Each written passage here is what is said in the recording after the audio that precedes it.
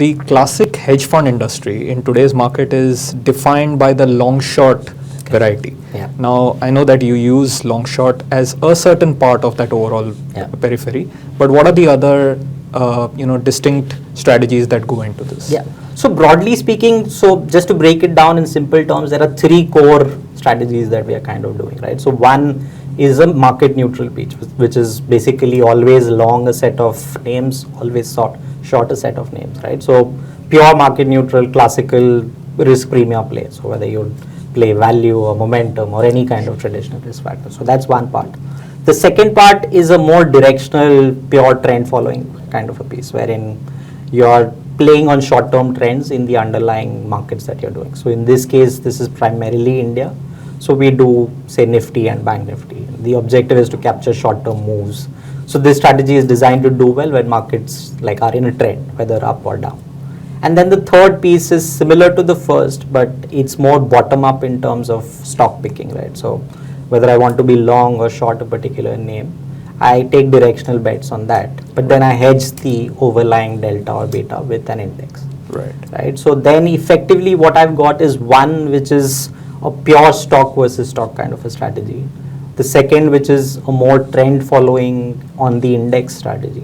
And the third one is a more bottom-up stock driven. If there is momentum in say a particular name or a particular sector, that's what it's designed to capture. Right. And typically what are the weightages that go into these strategies? So you could roughly assume that all of them are pretty much equally weighted. So that'd be like 30 to 40% is the band for each of them. Right.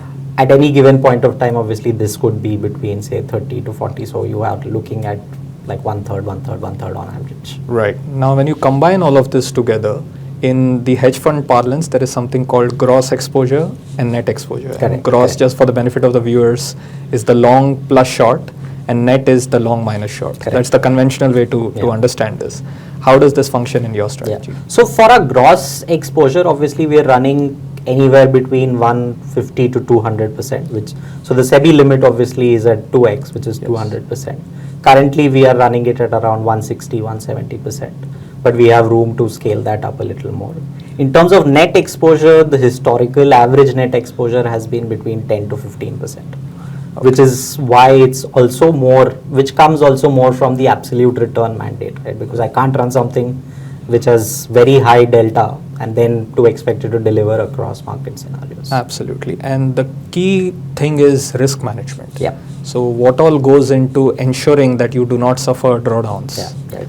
So in risk management, the core philosophy for us, what we are doing is obviously mitigate whatever risk you're not comfortable with and let the other risks remain, because that's what you're getting compensated for, right? So over there, we've got like a three-pronged approach, right? So you've got a risk layer or a risk level at the strategy, at the portfolio, and then at the execution level. So I'll just talk about each of these in brief. So the strategy part is what is kind of inbuilt, right? So every strategy is supposed to do some things, it's not supposed to do certain things. So things like concentration risk, how much is my single name exposure, how much am I going to allocate to a single, within a strategy style also there could be multiple signals that we look at, right? So how much weight do I put to a single signal, things like that. And then obviously you're looking at, the next part is the interplay of all this, right? So while I've managed everything at maybe the strategy level, I've put my stop losses in place and everything at the strategy level is fine, I still don't know how the interplay between 2-3 different things works out, right? So that's where the portfolio level comes in, which is a mix of, some of it is inbuilt into the portfolio construction phase, but some of it is a manual overlay, right?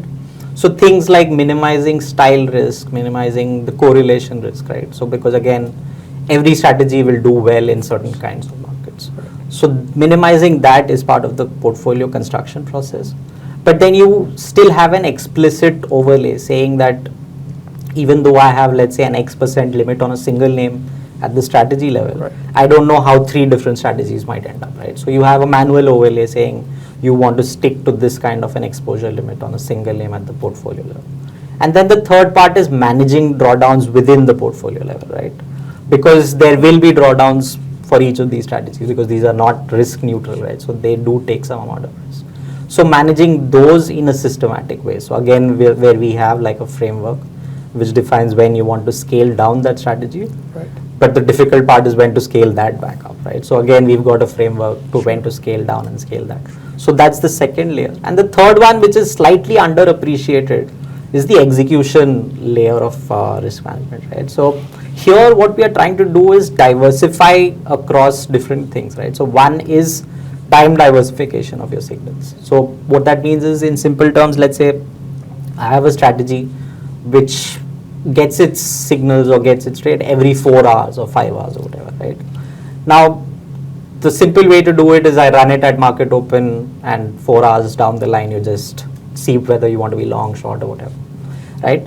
The more diversified or the more logical way is to basically run it maybe at every half an hour or every 1 hour or every 15 minutes.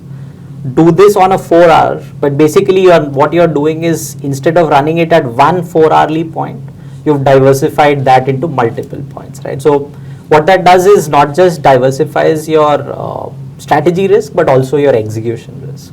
And then we look at things like how you want to scale in a position in terms of impact management.